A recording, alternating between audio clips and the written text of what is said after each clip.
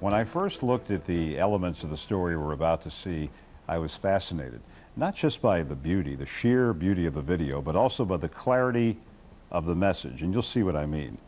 Try to imagine flying through the sky without the benefit of engines. Incredible. To soar in silence, but what happens here tonight is even better.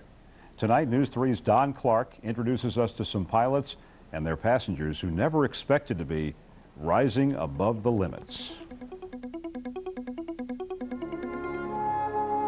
Have you ever wondered what it would be like to fly like a bird? Above the clouds, caressed by the sky, looking down at the wondrous earth beneath your wings, letting the wind take you where it will. The sport of soaring, flying with only the wind and your instincts to keep you aloft, may be man's closest connection to feeling the freedom of the birds. Just ask Vietnam vet and former Army pilot Bob Kessler. Just clears the cobwebs out, whatever's bothering you goes away, and you have a great time. You come back with a better disposition. He's one of the glider instructors for a group called Freedom's Wings. They fly each weekend from April through November out of tiny Van Sant Airport in Bucks County. For anyone, becoming a top-notch glider pilot is a tremendous accomplishment. For Bob Kessler, it's a blessing as well as an achievement. He's paraplegic. I have a lot of pain, and once I get in the plane, I can forget about that and just fly. Forget about everything that bothers me when I'm on the ground in the wheelchair or whatever, and just think of the task at hand. Okay, cockpit control check. 14 years ago, Bob Kessler had a motorcycle accident that left him without use of his legs. Then for 5 years, I didn't fly until I found out about Freedom's Wings. So I transitioned from power aircraft to glider. The idea for Freedom's Wings is to give people with disabilities the chance to rise above their physical limitations. Supported entirely by donations, Freedom's Wings was started in 1981 by a United Airlines pilot and his wife. They had 2 gliders specially fitted with hand brakes instead of foot brakes, so that pilots with disabilities could still take to the skies. You feel afraid, grab your straps and pull down. Okay? Do it. Show me. Okay. So one of Bob Kessler's greatest joys is taking young people up. On the day we were there, Chris Inkster, who has spina bifida, got out of his wheelchair to fly. Forward on the handles. we take someone up, and maybe they'll come up just once, and they'll remember it their whole life. And like last week, that one girl, as soon as we broke ground and got airborne, she just let out the biggest laugh. And to be able to share with what I love so much with somebody else for as much as or as little as they want is great. And that's why the organization is great. On another part of the airfield, Ray Tempkus, the president of Freedom's Wings, took 11-year-old Rachel Gerlach soaring. Rachel has cerebral palsy, and Ray Tempkus has irreversible spinal cord damage from a van accident. It hasn't stopped him from sharing his passion for gliding. You still get a fantastic feeling from flying, but I think kids have a way of expressing it so much better than adults. I think we have a tendency to hide some of our emotions, but the children just, they let it all come out, and they see that there are more possibilities in this world than just staying in your wheelchair at home. Controls, clear. Rudder, clear.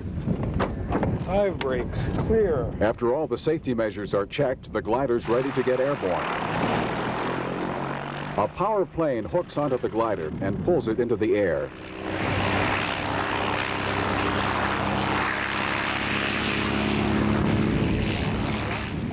We're up and airborne.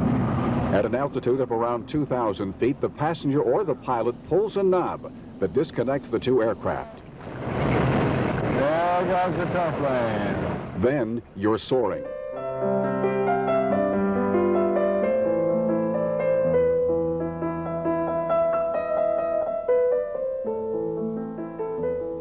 Bob Kessler says it's not like flying a plane with an engine. Big difference is it requires a whole set of different skills and knowledge, a great deal of knowledge of the atmosphere and it's literally flying by the seat of your pants.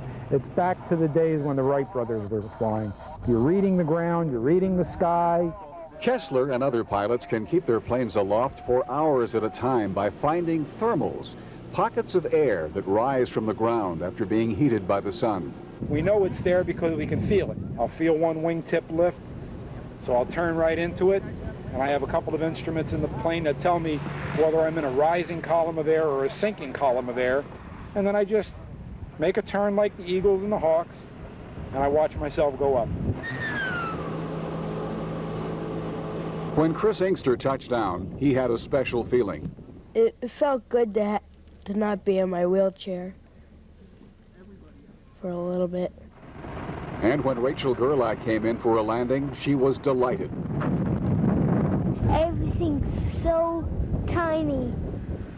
It's so neat. It's like you're flying above one of those toy villages. It's so cool. Up in the sky, where it's quiet, away from the world below, it's a place Freedom's Wings passengers will always remember. And it's a place where Bob Kessler forgets about his troubles and finds strength. It's quite an experience to, you know, be out of your wheelchair, look down at it, and I don't need you. And then, you know, continue on for the next 3.5 hours. You see other gliders, and they don't have any advantage over me. We're all in the same airspace. They have to have the same skills I do to stay up. Maybe my skills are better, maybe they're not, but we're all equal up in the sky. That is such a beautiful story. Thanks. 2 questions. Sure. Safety question. How do they know they're going to get to the landing field? Safety is simple. For every mile high, they can glide about 36 miles, and there are landmarks they look for. To me, the most impressive part of that beautiful story was the impact on the passengers inside the gliders. Bob Kessler, whom you saw a few moments ago, told us the story about some emotionally challenged Boy Scouts who you would think would have the thrill of a lifetime just gliding. The biggest point of their day was helping Bob Kessler and the other pilots into the glider and helping prepare the glider. These kids who've been helped all of their lives really enjoyed helping other people. Thank you, Don. Thanks, Larry. We'll be right back.